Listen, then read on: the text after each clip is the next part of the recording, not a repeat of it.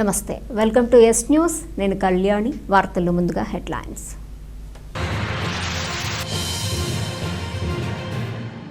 భారతదేశంలో సమాచార విప్లవం తీసుకొచ్చిన నేత మాజీ ప్రధాని రాజీవ్ గాంధీ అన్న డాక్టర్ చందు సాంబశివుడు కాంగ్రెస్ పార్టీ కార్యాలయంలో ఘనంగా నిర్వహించిన 81వ జయంతి. దేశానికి ఆయన అందించిన సేవలు చిరస్మరణీయమంటూ వెల్లడి. డెంగ్యూ, మలేరియా వ్యాధుల పట్ల ప్రజలు అప్రమత్తంగా ఉండాలన్న మున్సిపల్ కమిషనర్ వి మహాలక్ష్మీపతి. ప్రపంచ దోమల నివారణ దినోత్సవం సందర్భంగా ప్రజల్లో అవగాహన కల్పించేందుకు పట్టణంలో ప్రదర్శన నిర్వహించిన ఆరోగ్య అధికారులు, సిబ్బంది. గ్రీవెన్స్ లో ఇచ్చిన రైతుల సమస్యలపై స్పందించిన తెనాలి మండల తహసీల్దార్ కెవి గోపాలకృష్ణ. క్షేత్రస్థాయిలో ముంపుకు గురైన పొలాల పరిశీలన, తక్షణ పరిష్కార చర్యలు తీసుకున్న తహసీల్దార్.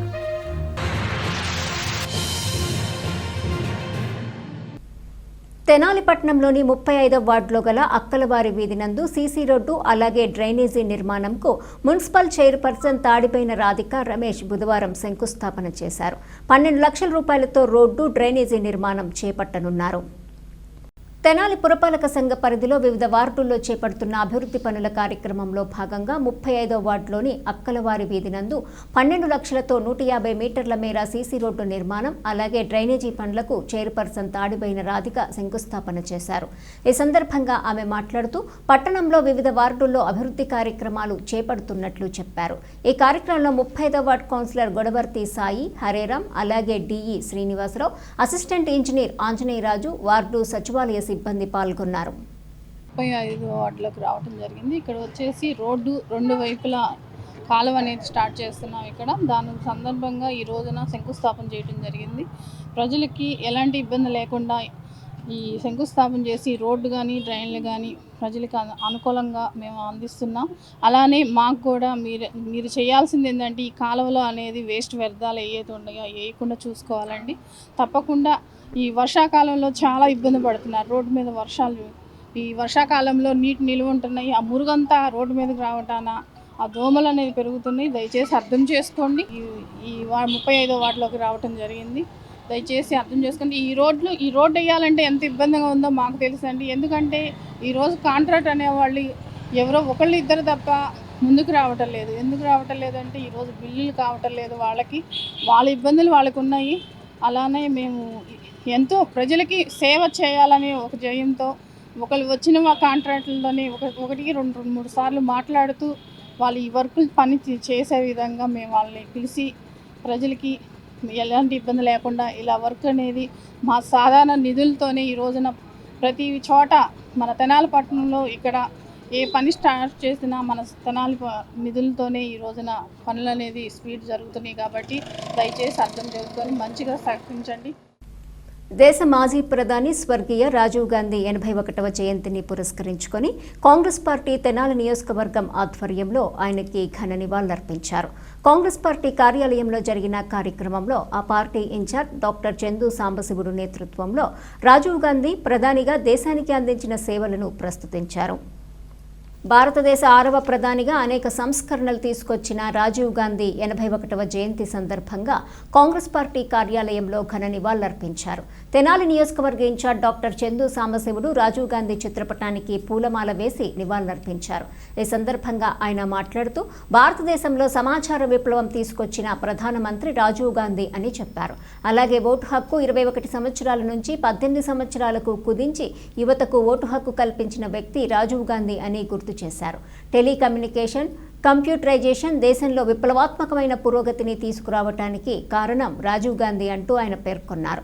ఎన్నికల ప్రచారంలో తమిళనాడులోని శ్రీ పెరంబదూరులో ఆత్మహత్య బాంబు దాడిలో దురదృష్టవశాత్తు హత్యకు గురయ్యారని డాక్టర్ చందు సాంబశివుడు తెలియజేశారు. ఈ కార్యక్రమంలో తెనాలి టౌన్ ప్రెసిడెంట్ పొన్నూరు నాగా సూర్య శశిధర్రావు, తెనాలి రూరల్ మండలం అధ్యక్షుడు మల్లవరపు ప్రసాద్, మీడియా కోఆర్డినేటర్ మాదాల పూర్ణచంద్రరావు, భీమా రమేష్, చందు అయ్యప్ప, కోటేశ్వరరావు, స్టీవెన్ బాబు, అనిల్, వీరస్వామి, సురేష్, నాగూర్, కార్తీక్, శ్రీనివాసరావు, వెంకటేష్, మల్లికార్జునరావు తదితరులు పాల్గొన్నారు. ఈ రోజున మాజీ భారత ప్రధానమంత్రి, మాజీ ఆల్ ఇండియా కాంగ్రెస్ కమిటీ అధ్యక్షులు, అలాగే మన దేశం యొక్క ప్రథమ ప్రధాని పండిట్ జవహర్లాల్ నెహ్రూ గారి యొక్క మనవడు, ఇంకో ప్రధానమంత్రి శ్రీమతి ఇందిరాగాంధీ గారి యొక్క కొడుకు శ్రీ రాజీవ్ గాంధీ గారి యొక్క 81వ జయంతి. రాజీవ్ గాంధీ గారు అత్యంత క్లిష్ట పరిస్థితుల్లో దేశానికి ప్రధానమంత్రి అయ్యారు. తనకి 40 సంవత్సరాల వయసులో, అంటే తనకు 40 సంవత్సరాల వయసులో ఇప్పటివరకు youngest prime minister of India, భారతదేశానికి ప్రధానమంత్రి అయ్యారు. తన తల్లిని తన బాడీకి అప్పుడు ప్రధానమంత్రి శ్రీమతి ఇందిరాగాంధీ గారిని తన బాడీ గార్డ్లే సత్వందర్ సింగ్ ఇద్దరు హత్య చేసినప్పుడు అదే రీతి ఆయన భువనేశ్వరం మీటింగ్లో ఉన్నాడు. అమితి ఎంపీగా ఉంది. అప్పుడు జైలు సింగ్ గారు పిలిచి సాయంత్రం రాత్రిపూట అరౌండ్ 7:38కి ప్రధానమంత్రిగా ప్రమాణ స్వీకారం చేశారు. కష్ట పరిస్థితుల్లో తల్లిని కోల్పోయినప్పుడు ప్రధానమంత్రి అయ్యి దేశానికి ఆయన ఎప్పటికీ కూడా గుర్తుండిపోయేటువంటి కొన్ని మంచి కార్యక్రమాలు చేశారు. అందులో 3-4 ఉదాహరణగా ఇంపార్టెంట్ పాయింట్లు చెప్తాను, ఏమి కట్ చేయాల్సిన పని లేదు. ఒకటి, తను 84 అక్టోబర్ 31 ఇందిరాగాంధీ గారు చనిపోతే ప్రధానమంత్రి అయితే ఆ రోజుని డిసెంబర్లో జరిగినటువంటి ఎన్నికలలో పార్లమెంటుకి 407 పార్లమెంటు స్థానాలు గెలిచిన అత్యధిక మెజారిటీ ఆయన పేరే ఉంది దగ్గర అప్పటి నుంచి 80 ప్రాంతం దగ్గర నుంచి. అంతకుముందు సంథింగ్ 80 కాదు, నాకు తెలిసి 1967 దగ్గర నుంచి నాకు రాజకీయం అవగాహన తెలుసు. 67 నుంచి 407 వచ్చిన వాళ్ళు ఇప్పుడు వరకు ఎవరూ లేరు. రెండోది, ఆయన కంప్యూటర్ బాయ్ అన్నారు. ఆయన సైంటిఫిక్గా కంప్యూటర్స్ని భారతదేశంలోకి ముందుగా తీసుకొచ్చిందే రాజీవ్ గాంధీ గారు. మీకు ఎవరైనా ఇందులో పెద్దవాళ్ళు ఎవరు ఉంటే కొంచెం శశికొండ వచ్చాము ఇంకా ఉంటే 1980కి ముందు మన ఉమ్మడి గుంటూరు జిల్లా మొత్తం మీద ఎక్కడైనా టీవీలు ఎక్కడైనా ఉంటే గుంటూరులో ఉండేయేమో 1-2 అంతకంటే ఎక్కువ ఉండేవి కాదు. ఏదో ఉంటే ఇంటర్నేషనల్ ఎక్స్పోర్టర్స్కి ఉండేదేమో కానీ ఎవరికి ఉండేవి కాదు. ఆయన ఎక్కిన తర్వాత 84 ఎక్కాడు. 86, 87కి వచ్చేసరికి తెనాల్లో కూడా చాలా టీవీలు వచ్చేసింది. ఇది వాస్తవం. ఇది మనందరూ తెలియదు. కొంచెం పెద్దవాళ్ళు వయసు ఉండాలి ఉంటే చూసుకోండి. సంథింగ్ 50 సంవత్సరాల దాకా చూస్తుంది. అండ్ ఇంకోటి ఏంటంటే, ఆయన ఇప్పుడు ఐటీ సెక్టర్, ఇన్ఫర్మేషన్ టెక్నాలజీకి ఆయనే ఆద్యుడు. అందుకని ఆ తర్వాత పెరిగిన పండిట్ జవహర్లాల్ నెహ్రూ గారు ఐఐటీని స్థాపిస్తే, ఇది బహిరంగ సభ కాదు, లేకపోతే ఇంకొంచెం బాగా చెప్పేవాళ్ళం. మేము తెనాలి నియోజకవర్గ ప్రజలందరికీ కూడా తెనాలి కాంగ్రెస్ పార్టీ అధ్యక్షుడిగా ఈ రోజున ఆఫీసులో మరి రాజీవ్ గాంధీ గారి 81వ జయంతి కార్యక్రమం జరుపుతున్నాము. మరి అందుకు ముఖ్య అతిథిగా డాక్టర్ చంద్రసాంబశివరావు గారు రావడం జరిగింది. మరి ఆ రోజున ఇందిరాగాంధీ గారు చనిపోయినప్పుడు ఈ దేశం ఏమైపోతుందని పెద్ద పెద్ద నాయకులు భయపడినప్పుడు అప్పుడు రాజీవ్ గాంధీ గారిని తీసుకొచ్చి నుంచోబెట్టి పర్లేదు మేము చేపిస్తామని చెప్పని కాంగ్రెస్ నాయకులు ఆ రోజున మాట ఇచ్చిన తర్వాత మరి రాజీవ్ గాంధీ గారు యువతను బయటికి తీసుకురావాలని చెప్పని 21 సంవత్సరాల ఓటు హక్కుని 18 సంవత్సరాలకే చేసి, అట్లా కాకుండా మరి ఎలక్ట్రానిక్ రంగంలో బాగా అభివృద్ధిగా కనుక్కొని ఎలక్ట్రానిక్ రంగం ఆ రోజున కంప్యూటర్లు కానివ్వండి, టీవీలు కానివ్వండి, సెల్ ఫోన్లు కానివ్వండి, ఇవాళ ఒక జేబులో 4 సెల్ ఫోన్లు ఉన్నాయంటే రాజీవ్ గాంధీ గారి పుణ్యమే. మరి ఇవన్నీ కూడా ముందుకు తీసుకొచ్చి ఆ రోజున కార్యక్రమాలు బాగా అద్వితీయంగా చేపట్టే మనం రాజీవ్ గాంధీ గారిని ఈ రోజున స్మరించుకుంటున్నాం. కాబట్టి ప్రతి వ్యక్తి కూడా రాజీవ్ గాంధీ గారి అడుగుజాడలు నడుస్తూ కాంగ్రెస్ పార్టీకి అభివృద్ధికి దోహదపడవలసిందిగా కోరుతున్నాం. చిన్న వయసులోనే భారత యువ ప్రధానిగా బాధ్యతలు చేపట్టారు. ఆయన చేసిన సంస్కరణలు కానీ ఎన్నో సాంకేతికంలో ఇతర దేశాలకు పోటీపడే విప్లవాత్మకమైన చర్యలు తీసుకుని భారతదేశాన్ని అభివృద్ధి పథంలో నడిపారు. ఆయన ఆకాంక్షతో ముందుకు పోవాలని ఆశిస్తూ ఆయన గౌరవ నివాళులు అర్పిస్తారు.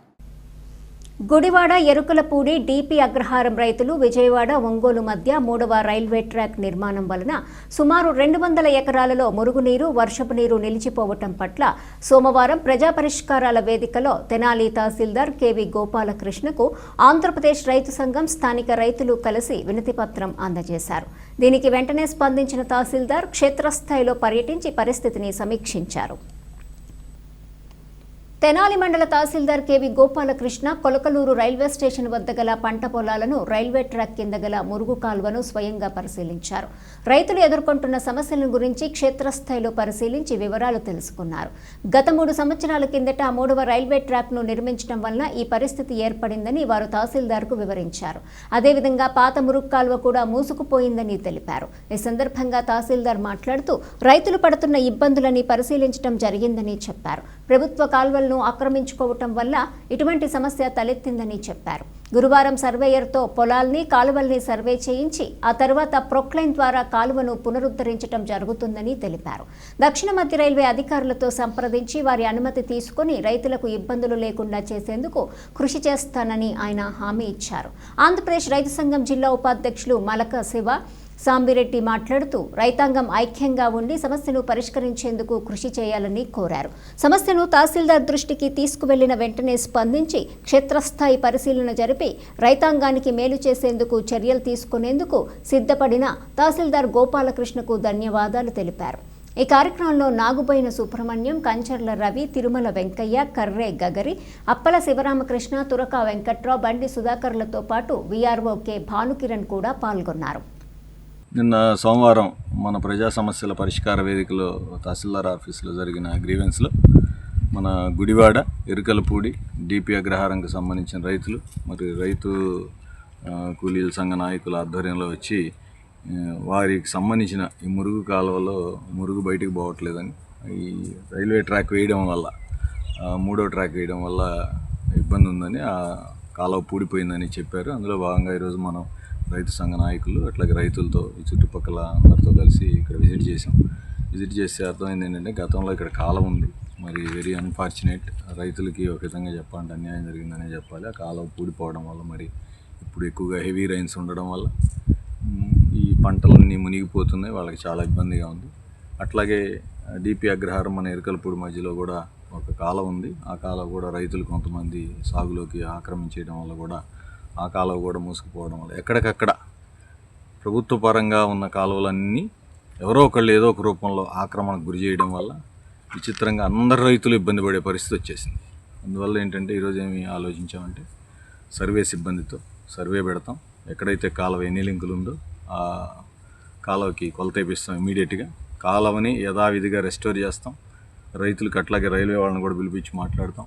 రైల్వే మరి దాని కనెక్టివిటీ ఆ వెనక వైపు తూర్పు వైపున కూడా ఉన్న ఆ కాలువని కూడా గతంలో ఉండేది, మరి 3వ ట్రాక్ వేయడం వల్ల సుమారు 4-5 ఏళ్ళుగా పూడిపోయింది. మరి ఖచ్చితంగా ఆ కాలువను కూడా పునరుద్ధరించి ఏర్పాటు చేస్తాం. ఇమీడియట్గా 1 or 2 డేస్లోనే సర్వే సిబ్బందిని నియమించి ఈ పని మీద ప్రొక్లైనర్ సహాయం తీసుకొని లోకల్ పెద్దల సహాయంతో అట్లాగే రైతులందరూ మన రైతు సంఘ నాయకులు వీళ్ళందరి సహాయంతో రైతులకి మళ్ళీ కాలువని పునరుద్ధరించి ఇక్కడ ఎక్కడ పంట నష్టం జరగకుండా ఎక్కడ నీళ్లు నిలబడకుండా ఉండే విధంగా కృషి. నా పేరు నాగబాబు సుబ్రహ్మణ్యం అండి. గుడివాడ మాది. ఎగులపూడి ఏరియా పొలం ఉంది మాకు. డీపీ అగ్గారం 125 ఎకరం ఉంది, ఎగులపూడి ఒక 60 ఎకరం ఉంది. మొత్తం కలిసి మునిగిపోయినాయి చేలు. మునిగిపోతే మన సోమవారం నాడు తహసీల్ గారి దగ్గరికి వెళ్ళి కాగితం పెట్టాము. ఆ కాగితం పెడితే ఇచ్చి వాళ్ళు పరిశీలించి అంతకుముందు క్రితం 3 ఏళ్ళు 4 ఏళ్ళ క్రితం రైల్వే ట్రాక్ కింద కాలువ ఉందండి. ఆ కాలువ నీళ్ళు పోకుండా పూడిపోయింది. ఆ ట్రాక్ వలన ఆ ట్రాకు కాలువ ఎమ్మటగా ఆ కాలువ పూడిపోయిన దానివల్ల ఆ ఎంఆర్ఓ గారికి చెప్పి దాన్ని చూసి పరిశీలించారు. పరిశీలిస్తే ఆ కాలువ తీసే ఏర్పాటు రైల్వే గారితో మాట్లాడి డీకే అగ్రహారం గుడివాడ ఎరుకలపూడి రైతులు 125 ఎకరాల పైగా సాగు చేసుకుంటున్నారు.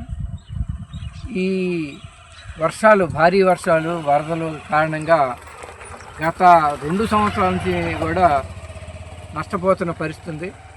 దాంతోపాటు ఈ 3 సంవత్సరాల్లో దక్షిణ మధ్య రైల్వే వారు విజయవాడ బెట్టగుంట మధ్య కొలకలూరు స్టేషన్ పక్కన గల ఈ తూము నీళ్లు మురుగుపోయే తూముని పూడ్చివేయటం వలన రైతాంగం తీవ్రంగా నష్టపోవటం జరిగింది. ఈ సమస్యని సోమవారం తహసీల్దార్ గారి దృష్టికి తీసుకెళ్ళినారు. వెంటనే మరి రెండో రోజు వచ్చి వారు ఈ యొక్క రైతులతో కలిసి ఈ మురుగు కాలువల్ని అట్లాగే చేలను కూడా పరిశీలించడం అనేది చాలా అభినందనీయమైన విషయం. కొల్లిపర మండలంలోని కుంచవరం గ్రామం నందు శ్రీ వారాహీదేవి అమ్మవారి విగ్రహ ప్రతిష్ఠ మహోత్సవ కార్యక్రమం మంగళవారము జరిగింది. అమ్మవారి విగ్రహ ప్రతిష్ఠతో పాటు యంత్రబింబ ధ్వజ ప్రతిష్ఠలు విశేషంగా జరిగాయి. యాగశాలలో హోమాది కార్యక్రమాలు నిర్వహించారు. కుంచవరం గ్రామంలో బుధవారం శ్రీ వారాహీదేవి అమ్మవారి విగ్రహ ప్రతిష్ఠ యంత్రబింబ ధ్వజ ప్రతిష్ఠ మహోత్సవం శాస్త్రోక్తంగా వేద మంత్రోచ్చారణల మధ్య జరిగింది. నిత్య పూజా విధులు, యంత్ర పూజలు, పీఠన్యాస, రత్నన్యాసం, విశేషంగా పూజాది కార్యక్రమాలు, హోమాలు జరిగాయి. వారాహీదేవి అమ్మవారి విగ్రహ ప్రతిష్ఠ యంత్రబింబ ధ్వజ ప్రతిష్ఠ కార్యక్రమాన్ని శ్రీ విద్యాపీఠం, శ్రీ సాలిగ్రామ మఠం ట్రస్టు, పెనుగొండ క్షేత్ర పీఠాధిపతి శ్రీ ప్రజ్ఞానంద సరస్వతి బాలస్వామీజీ, ఒంగోలుకు చెందిన సంతు సదానంద, గౌరవాధ్యక్షురాలు శ్రీ విద్యానందగిరి మాతాజీ, శ్రీ శరణాగతి గోష్ఠి, శ్రీ నరేంద్ర దాస స్వామీజీలు ప్రతిష్ఠ మహోత్సవాన్ని నిర్వహించారు. దేవస్థానం ట్రస్టు తన్నీరు శ్రీనివాసరావు, నాగమల్లేశ్వరి దేవి దంపతులు ఈ కార్యక్రమాన్ని నిర్వహించారు. కుంచవరం పరిసర గ్రామ ప్రజలు వారాహి అమ్మవారి విగ్రహ ప్రతిష్ఠ మహోత్సవ వేడుకల్లో పాల్గొని అమ్మవారి ఆశీర్వచనం అందుకున్నారు. ఈ కార్యక్రమాలకు యోగా కన్వీనర్ ముద్దాభక్తుని రమణయ్య పర్యవేక్షణలో స్థానిక గ్రామస్తులు, భక్తులు ఆధ్వర్యంలో విశేషంగా జరిగాయి. అనంతరం అన్నప్రసాద కార్యక్రమాన్ని నిర్వహించారు. శ్రీ వారాహి అమ్మవారు చాలా శక్తి స్వరూపి, ఆది పరాశక్తి. ఆ పరదేవత యొక్క కృప చాలా అపారమైనది. ఈ ఊరికి కుంచవరము అనే పేరుంది. ఏంటిది? కుంచవరము. కుంచం అంటే ఏంటి? మాణిక, శోల, గిద్ద అంటారు, వాటిని కుంచాలు అంటారు కూడా. కుంచం అంటే లక్ష్మీదేవి అని అర్థం. అవునా? అవునా కదా? కాబట్టి ఈ ఊరికి లక్ష్మీదేవికి చాలా ప్రసిద్ధి. అలాగే ఇప్పుడు మా వారాహి అమ్మవారు ఎవరు అంటే వైష్ణవి వారాహి. ఎవరు? వైష్ణవి వారాహి అన్నమాట. ఇక్కడ వారాహీదేవి ఎలా ఉంటారంటే విష్ణు స్వరూపముగా ఉంటారంట అమ్మవారు. ఈ గ్రామం లక్ష్మీ స్వరూపంగా ఉంది కాబట్టి అమ్మవారు విష్ణు స్వరూపంగా వైష్ణవి వారాహిగా వచ్చారన్నమాట. అంటే ఈ అమ్మవారిని దర్శించడం వలన లక్ష్మీనారాయణ యొక్క కృప కలుగుతుందన్నమాట. అటువంటి వారాహీదేవి ఆరాధన చేస్తే ప్రధానంగా ఇక్కడ ఏమిటి అంటే లక్ష్మీ కటాక్ష లభిస్తుంది. అంత గొప్ప విశేషమైన ప్రాంతం ఇది. పైగా శ్రావణ మాసం. శ్రావణ మాసం అంటే ఎవరికి ప్రియం? లక్ష్మీదేవి. అవునా? ఈ పరమ పవిత్రమైన శ్రావణ మాసంలో లక్ష్మీదేవి స్వరూపంగా వారాహీదేవి ఆరాధన చేసుకోవడం చాలా విశేషం. సప్తమాతృకుల్లో ఒక అమ్మవారు వారాహి అన్నమాట. అలాగే ఈ వారాహీదేవి యొక్క ఆరాధన చాలా విశేషం అన్నమాట. ఈ తల్లికి రాత్రి కాలం యందు ఆరాధన శ్రీ విద్య సాంప్రదాయంగా విశేషంగా ఉంటుందన్నమాట. అలాగే అమ్మవారి యొక్క నవరాత్రులు కూడా గుప్త నవరాత్రులు అంటారు. వారాహీదేవి యొక్క నవరాత్రులు ఆషాఢ మాసంలో జరిగేదాన్ని గుప్త నవరాత్రులు. గుప్త నవరాత్రులు అంటే గోప్యంగా, అంటే రహస్యంగా, ఈ భాషలో సీక్రెట్ గా, అంటే ఎవరికి వారు స్వతహాగా అమ్మవారి ఆరాధన చేయాలి. అసలు ఏ ఆరాధన అయినా అలానే చేయాలి. ఎప్పుడు కూడా మనసులోనే ఉండాలి. అది బహిర్గతం కావద్దు. బహిర్గతం ఎప్పుడు కావాలో అప్పుడు కావాలి. అంతర్ముఖ సమారాధ్య బహిర్ముఖ దుర్లభ. బాహ్యం దుర్లభమైంది. ఇప్పుడు కనిపిస్తుందిగా మనకి బాహ్యం దుర్లభమైన. అవునా? ఎలా అంటే సుదుర్లభ, చాలా చిన్నవాటికి కూడా అనమాట.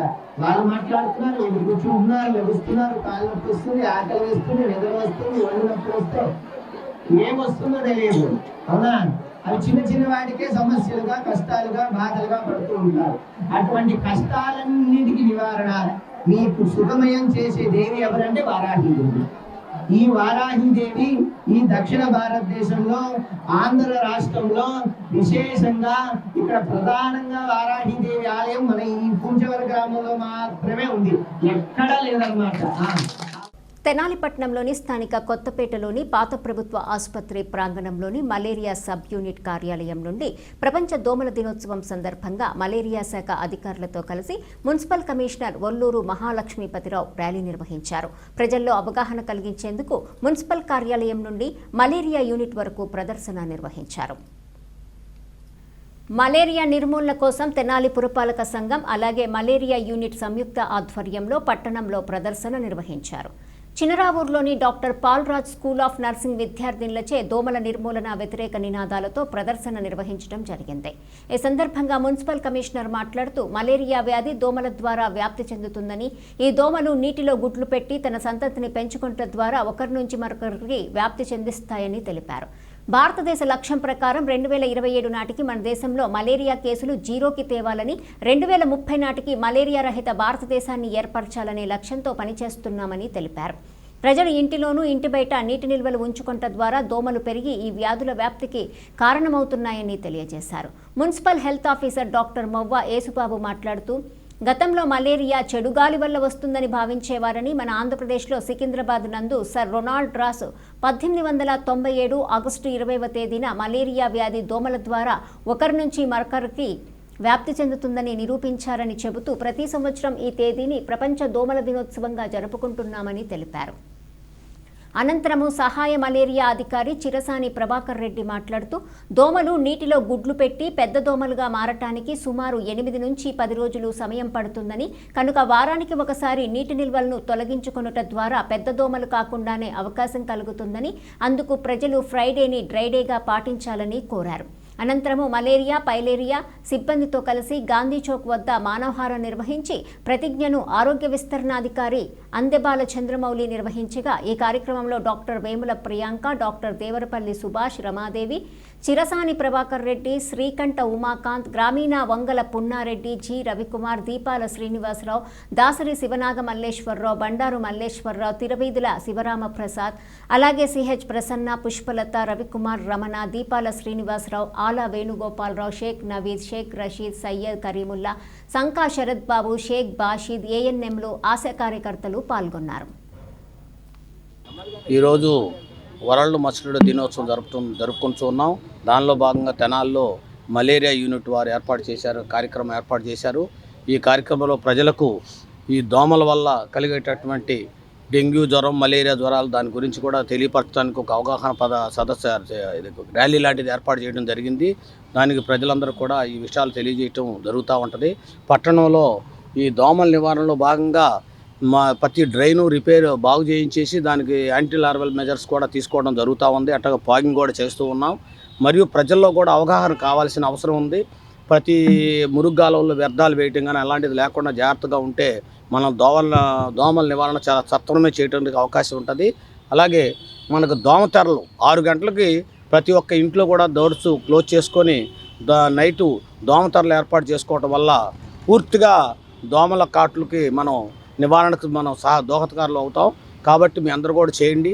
అలాగే పట్టణ ప్రాంతంలో త్వరలో ప్రతి వెంట పైపులకు కూడాను దోమతెర ముక్కలు కట్ చేసి వాటిని కట్టించడం ఏర్పాటు చేయడానికి మేము తగు చర్యలు తీసుకుంటాం.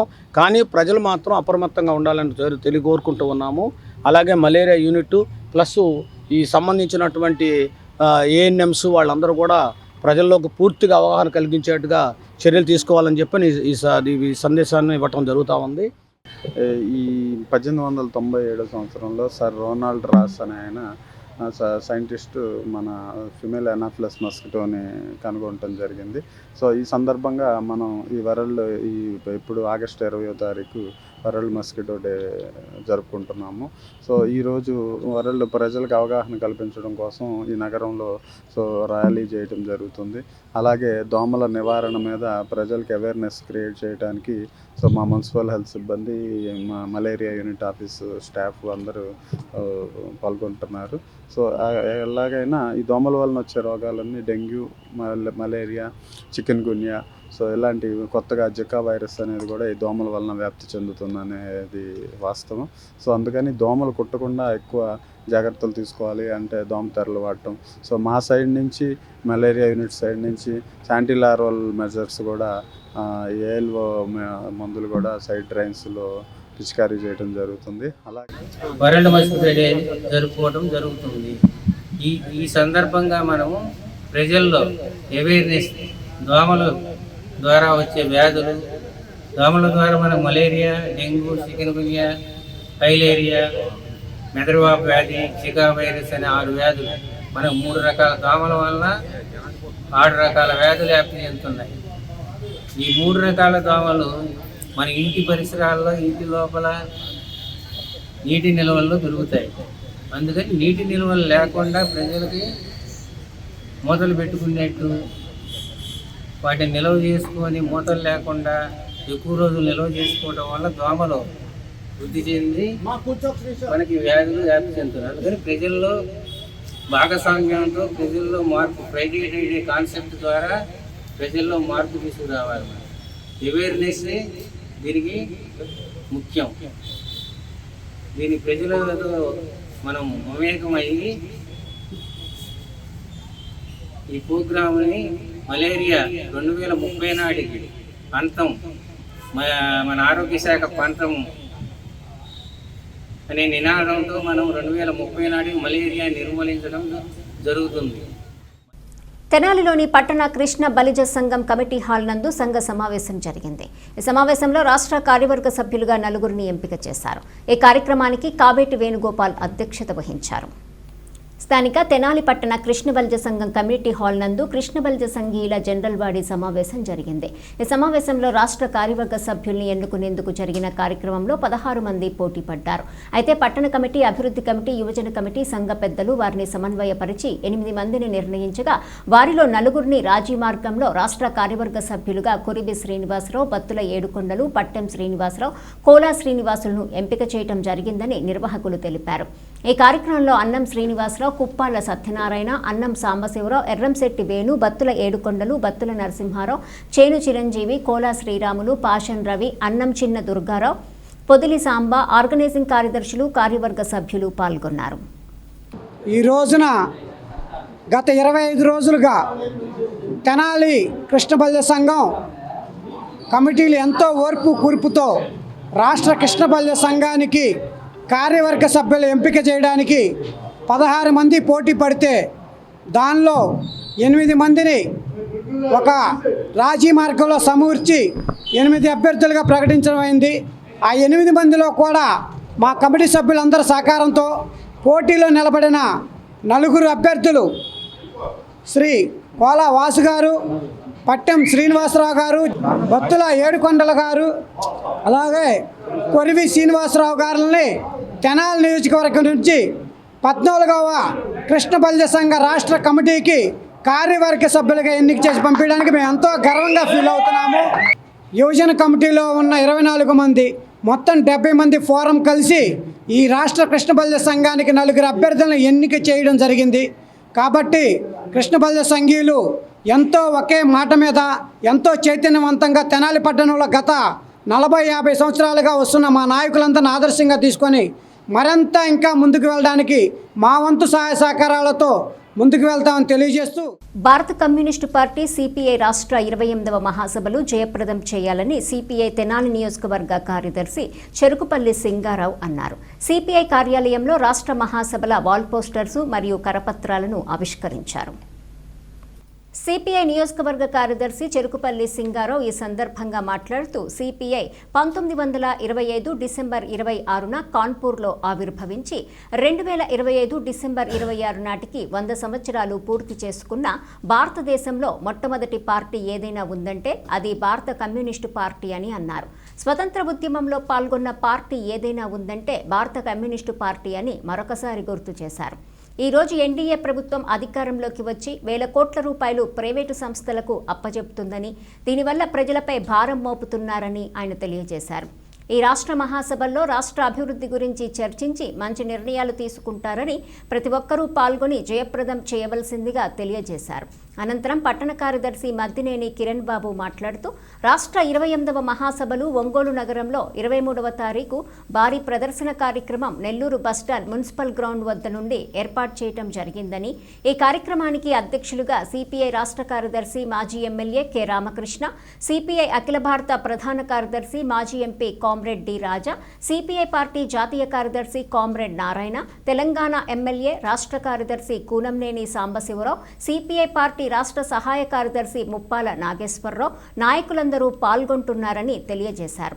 కార్యక్రమంలో సిపిఐ నియోజకవర్గ సహాయ కార్యదర్శి తుంగా బాలస్వామి, ఏఐఎస్ఎఫ్ రాష్ట్ర కార్యవర్గ సభ్యులు పాషం వెంకటేష్, గుంటూరు జిల్లా ఏఐఎస్ఎఫ్ అధ్యక్షులు గండు శివ, సిపిఐ పార్టీ నాయకులు బొల్లిమంత ప్రసాద్, కె శ్రీనివాస్, ఏఐఎస్ఎఫ్ తెలాలి నాయకులు కాబోతు ప్రణీత్, సాయి తదితరులు పాల్గొన్నారు. భారత కమ్యూనిస్ట్ పార్టీ సిపిఐ రాష్ట్ర మహాసభలు ఈ నెల 20వ తారీఖు నుంచి 25వ తారీఖు వరకు ఒంగోలు నగరంలో పెద్ద ఎత్తున ఏర్పాటు చేయడం జరిగింది. ఈరోజు దానికి సంబంధించి తెనాలి నియోజకవర్గ సమితి ఆధ్వర్యంలో వాల్ పోస్టర్లు, కరపత్రాలను ఆవిష్కరించడం జరిగింది. ఈ రాష్ట్ర మహాసభల్లో కేంద్ర రాష్ట్ర ప్రభుత్వాలు ఏ అయితే ప్రజల్ని ఇబ్బంది పెడతా ఉన్నాయో వాటి మీద పెద్ద ఎత్తున చర్చ, ఈ రాష్ట్రం అభివృద్ధి, అదేవిధంగా ఈరోజు చూస్తూ ఉంటే సూపర్ 6 అమలు చేశామని చెప్పి ఈ రాష్ట్ర ప్రభుత్వం చెప్తా ఉంది. ఈరోజు నిరుద్యోగ వృత్తి యువతకి ఎక్కడ ఇచ్చారని చెప్పి మేము ప్రశ్నిస్తూ ఉన్నాం. అదేవిధంగా ఈ రాష్ట్రంలో కొన్ని లక్షల మంది తల్లిదండ్రులు విద్యార్థులు చదివిస్తూ ఉంటే ఈరోజు తల్లికి వందనం పేరుతో 15,000 రూపాయలు ఇంట్లో ఎంతమందికి ఉంటే అంతమందికి వేశామని చెప్తా ఉన్నారు. ఈరోజు మీరు ఒకసారి వెళ్ళి మీరు ప్రశ్నించుకోవాల్సిన అవసరం ఎంతైనా ఉంది. ఈరోజు మేము ప్రత్యక్షంగా పోయి అడుగుతూ ఉంటే చాలామంది విద్యార్థులు డబ్బులు పడలేదని చెప్పి చెప్తా ఉన్నారు. భారత కమ్యూనిస్ట్ పార్టీ సిపిఐ 28వ రాష్ట్ర మహాసభలు ఒంగోలు మహానగరంలో పెద్ద ఎత్తున నిర్వహించుకుంటా ఉన్నాము. మరి భారతదేశ చరిత్రలో 2 పార్టీలకి 100 సంవత్సరాలు పూర్తి చేసుకున్నటువంటి చరిత్ర భారత కమ్యూనిస్ట్ పార్టీకి, అదేవిధంగా ఆల్ ఇండియా కాంగ్రెస్ 5కి ఉందన్నమాట. ఈ దేశంలో అనేక రకాలైనటువంటి ఉద్యమాలు 1926లో డిసెంబర్ 26న భారత కమ్యూనిస్ట్ పార్టీ ఏర్పాటు చేయడం జరిగింది. అక్కడి నుంచి ఇవాళకి కూడా దోపిడీకి, దౌర్జన్యానికి, అన్యాయానికి, అణిచివేతలకు వ్యతిరేకంగా భూమి కోసం, భుక్తి కోసం, కూటి కోసం, కూలి కోసం, పేదవాడి కోసం నిరంతరం ఒక గంగా ప్రవాహమైనటువంటి నిరంతరం పనిచేస్తున్నటువంటి ఈ దేశంలో ఏకైక పార్టీ అది సిపిఐ అని వాళ్ళ మీకు తెలియజేస్తూ ఉన్నాం.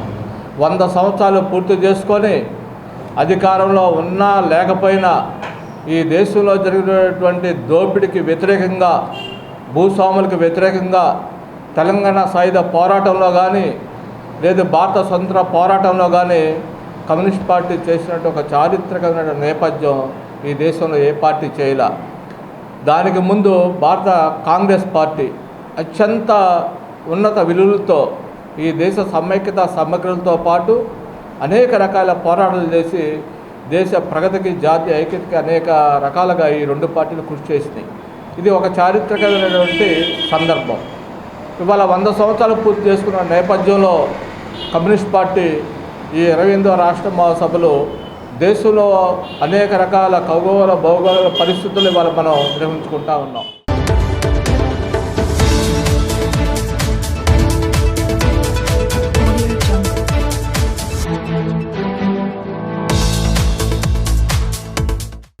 వార్తలు ముగించే ముందు హెడ్లైన్స్ మరోసారి. భారతదేశంలో సమాచార విప్లవం తీసుకొచ్చిన నేత మాజీ ప్రధాని రాజీవ్ గాంధీ అన్న డాక్టర్ చందు సాంబశివుడు. కాంగ్రెస్ పార్టీ కార్యాలయంలో ఘనంగా నిర్వహించిన 81వ జయంతి. దేశానికి ఆయన అందించిన సేవలు చిరస్మరణీయమంటూ వెల్లడి. డెంగ్యూ, మలేరియా వ్యాధుల పట్ల ప్రజలు అప్రమత్తంగా ఉండాలన్న మున్సిపల్ కమిషనర్ వి మహాలక్ష్మీపతి. ప్రపంచ దోమల నివారణ దినోత్సవం సందర్భంగా ప్రజల్లో అవగాహన కల్పించేందుకు పట్టణంలో ప్రదర్శన నిర్వహించిన ఆరోగ్య అధికారులు, సిబ్బంది. గ్రీవెన్స్ లో ఇచ్చిన రైతుల సమస్యలపై స్పందించిన తెనాలి మండల తహసీల్దార్ కెవి గోపాలకృష్ణ. క్షేత్రస్థాయిలో ముంపుకు గురైన పొలాల పరిశీలన, తక్షణ పరిష్కార చర్యలు తీసుకున్న తహసీల్దార్.